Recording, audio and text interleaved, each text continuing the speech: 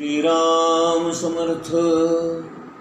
गोपाल कृष्ण भगवान की जय.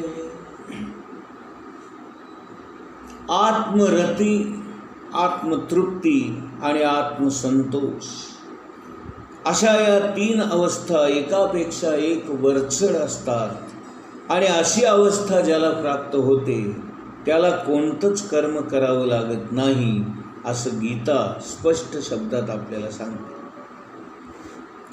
एक उडिया बाबा नावाचे फार मोठे साधू होऊन गेले. ते आपल्या शिष्यांना वळण लावत असत. एकदा संध्याकाळची वेळ होती. त्यांच्यासमोर 15-20 संन्यासी भक्त साधक बसलेले होते. त्या लोकांना उडिया बाबांनी प्रश्न विचारला, प्रत्येक माणूस जर मरणारच आहे तर मग तो भक्त असो की नसो, जर प्रापंचिक माणूस मरू लागला तर धर्मशास्त्रांनी त्यावेळी काय गोदान करावं, आणखी काही करावं? पण एखादा ज्ञानी पुरुष जर मरणोन्मुख झाला असेल तर त्याने नेमकं काय करावं? असा प्रश्न उडिया बाबांनी आपल्या समोर असणाऱ्या शिष्यांना भक्तांना उद्देशून विचारला आणि म्हणाले, तुम्ही विचार करून उद्या मला सर्व या प्रश्नाचं उत्तर द्या. दुसऱ्या दिवशी सारे जण जमले पण कुणालाच काही उत्तर देता येईना. तेव्हा उडिया बाबा हा श्लोक म्हणाले आणि मग म्हणाले, अशा या ज्ञानी पुरुषाला काहीही करावं लागत नाही, कारण तो तयारच असतो. तस्य कार्यं न विद्यते. त्याला काहीच कार्य करावं लागत नाही, कारण तो आत्मतृप्त असतो, आत्मसंतुष्ट असतो. महाराज म्हणतात, एवढंच नव्हे तर तो अगोदरच मेलेला असतो आणि मरून तो जिवंत असतो. हे फक्त ज्ञानी पुरुषच सांगू शकतात. तुकाराम महाराज सुद्धा एका ठिकाणी म्हणालेले आहेत, आपुले मरण पाहिले म्या डोळा, तो झाला सोहळा अनुपम्य. आनंदे दाटिली तिन्ही त्रिभुवने, सर्वात्मकपणे भोग झाला. तसं स्वतःचंच मरण स्वतः पाहिलेला तो, त्याला अंतकाळी काही करायची गरज आहे का?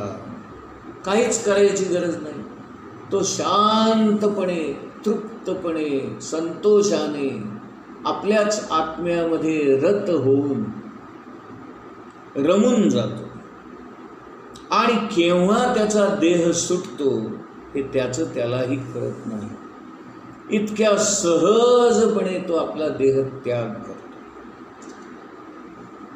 ओवी क्रमांक 146.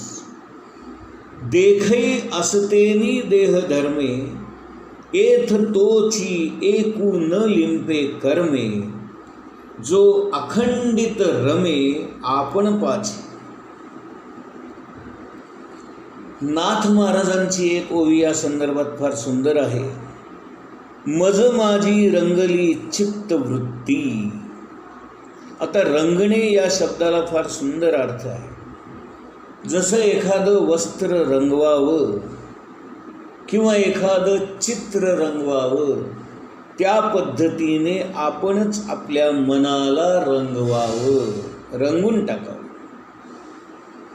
जो स्वतःमध्येच रमला, स्वतःमध्येच रंगला, त्याला आपल्या देहाचं भानच शिल्लक राहत नाही.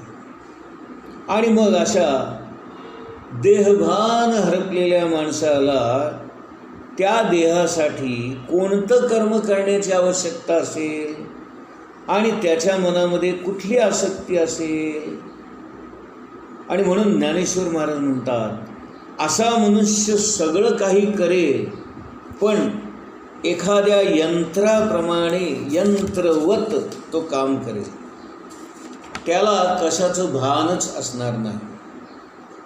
त्याला काही मिळवायचंही नाही, त्याला काही गमवायचं नाही, त्याला कोणत्याही इच्छा नाही, अपेक्षा नाही, कामना नाही, वासना नाही. आणि असा मनुष्य अत्यंत आनंदामध्ये, सुखामध्ये, शांतीमध्ये असतो.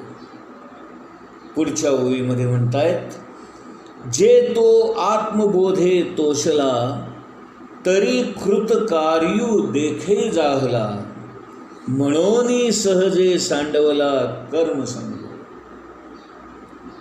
ज्ञानेश्वर महाराज काय म्हणतात बघा, त्याचा संतोष स्वतःच मध्ये समाधान असतं. त्यामुळं त्याला वेगळ्या कोणत्याही कर्माचं बंधन नाही. का बरं असं? तर थोडंसं आपण समजून घेऊया की आपण सगळी माणसं कर्म करतो. केव्हा करतो? तर मनामध्ये काहीतरी इच्छा असतात, अपेक्षा असतात, वासना असतात, काहीतरी हवं असतं, काहीतरी नको असतं. आणि म्हणून या हवं नकोसाठी आपण कर्म करत असतो. जिथे वासना आहे, जिथे अपेक्षा आहे, तिथे अपूर्णता असते. आणि म्हणून अपूर्णता हेच मुळी आपल्या कर्माचं मूळ आहे. आणि म्हणून आपण सतत काही ना काही कर्म करत असतो.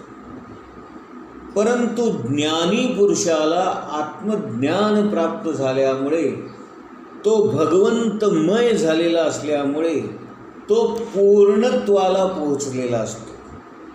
त्याच्या जीवनामध्ये कोणत्याही प्रकारची अपूर्णता शिल्लक राहत नाही. जे पूर्ण आहे, जे सच्चित आनंद स्वरूप आहे, अशा परमात्म स्वरूपाला तो प्राप्त झालेला असतो. आणि म्हणून तो तृप्त असतो, संतोषी असतो, समाधानी असतो, आनंदी असतो. जे आहे ते त्याच्या दृष्टीने उत्तमच असतं. मग तो कर्म करण्याच्या भानगडीत का बरे पडेल? आणि जरी त्याने कर्म केलं तरी तो एक प्रकारे खेळ म्हणून कर्म करेल, गंमत म्हणून कर्म करेल. ते कर्म करण्यामध्ये त्याचा कोणताही उद्देश असणार नाही, कोणत्याही अपेक्षा असणार नाही, त्याला काही मिळवायचंही नाही आणि त्याला काही गमवायचंही नाही. महाराज इथे एक फार सुंदर दृष्टांत देतात. नवरा बायको दोघं बुद्धिबळ खेळायला बसले. बायकोने असा काही डाव टाकला की नवऱ्याच्या राजाला तिने शह दिला. त्याने बरीच खटपट केली, पण त्याला काही तो डाव सुटे. असं जरी झालं तरी त्यांच्या मूळच्या वृत्तीमध्ये, म्हणजे नवरा बायको असण्यामध्ये काही फरक झाला का हो? नाही का? आपली बायको जिंकली आहे किंवा आपण हरलो आहे याचा त्याच्या प्रेमामध्ये काही फरक झाला का? किंवा त्यांच्या नातेसंबंधामध्ये काही फरक झाला का? त्यांच्या एकमेकांमध्ये असणाऱ्या आकर्षणामध्ये काही फरक झाला का? नेहमीच्या आयुष्यामध्ये काही फरक झाला का? काहीच नाही. जे जसं घडत होतं तसंच घडत होतं. म्हणजे ज्ञानी माणसं अशा प्रकारे खेळ समजून कर्म करतात. मग त्यांनी कर्म केलं काय किंवा नाही केलं काय? नवरा बायकोनी बुद्धिबळाचा खेळ खेळला काय किंवा नाही खेळला काय? त्यांच्या नातेसंबंधामध्ये, त्यांच्या प्रेमामध्ये, त्यांच्या आकर्षणामध्ये काहीच फरक पडत नाही. तशा पद्धतीने ज्ञानी माणसं कर्म करत असतात. आता इथे आपण गीतेमधला 18वा श्लोक पाहूया. नैव तस्य कृतेन अर्थो न अकृतेन इह कश्चन न च अस्य सर्वभूतेषु कश्चित् अर्थ व्यपाश्रयः.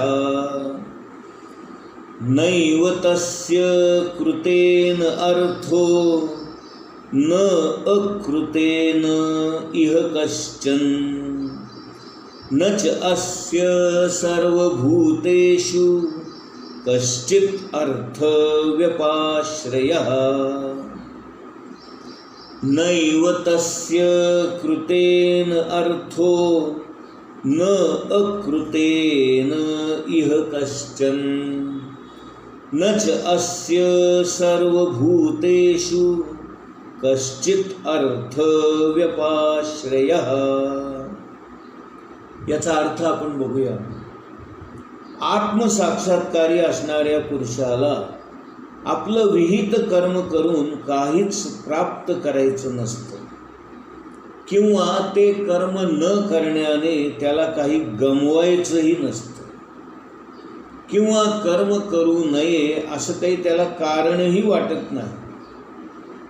त्याचबरोबर तो इतर प्राणीमात्रांवर अवलंबून राहण्याचीही शक्यता नसते आणि त्याला त्याची काही आवश्यकताही वाटत नाही. भगवान श्रीकृष्ण अर्जुनाला सांगतायत, अर्जुना, असा जो आत्मसुखामध्ये आत्म्यामध्ये रमलेला जो कोणी असतो त्या महापुरुषाला या लोकामध्ये, या विश्वामध्ये कर्म करायला काहीच प्रयोजन असत नाही. त्याला कर्म करून काही मिळवायचं नाही, किंवा कर्म न केल्याने काही गमवायचंही नाही.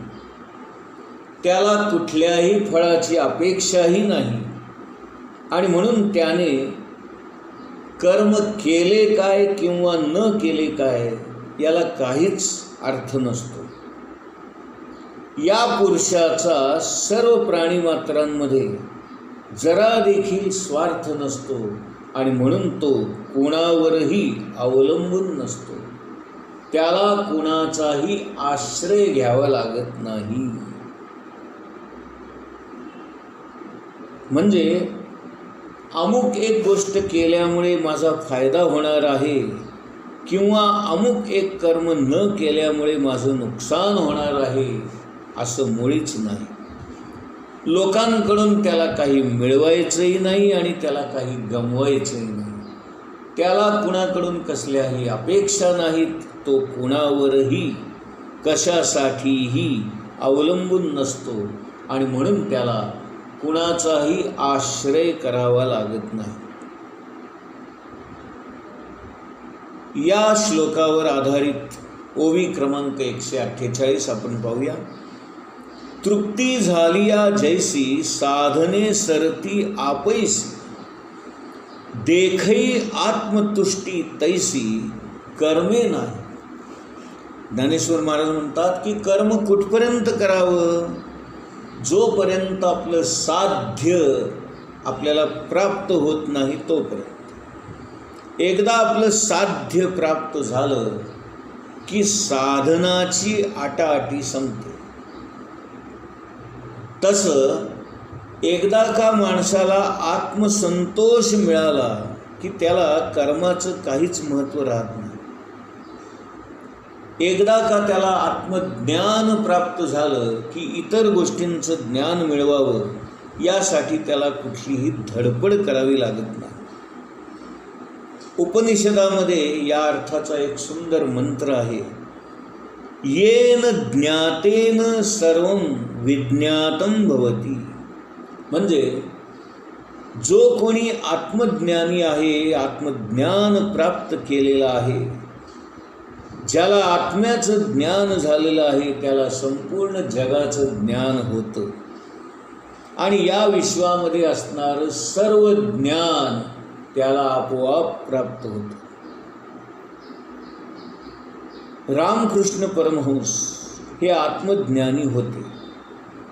त्यांनी काही 11वी-12वीमध्ये जाऊन गणित आणि भूमिती शिकले का, किंवा फिजिक्स केमिस्ट्रीचा अभ्यास केला का? नाही ना. म्हणजे त्यांना या गोष्टी येणं शक्यच नाही. परंतु या गोष्टी न आल्यामुळं त्यांचं काही अडलं का? म्हणजेच या मंत्राचा अर्थ असा आहे की ज्याला या जगामध्ये आत्मज्ञान प्राप्त करून घ्यायचं आहे, त्याला ज्याचं ज्ञान करून घेणं योग्य आहे तेच फक्त त्याला ज्ञान झालेलं असतं आणि बाकी सटरफटर ज्ञानाची त्याला काही आवश्यकताच नाही. ते माहीत असलं काय नसलं काय त्याने काय फरक पडणार नाही का. वराडामध्ये एक साधू होते, ते अशिक्षित होते.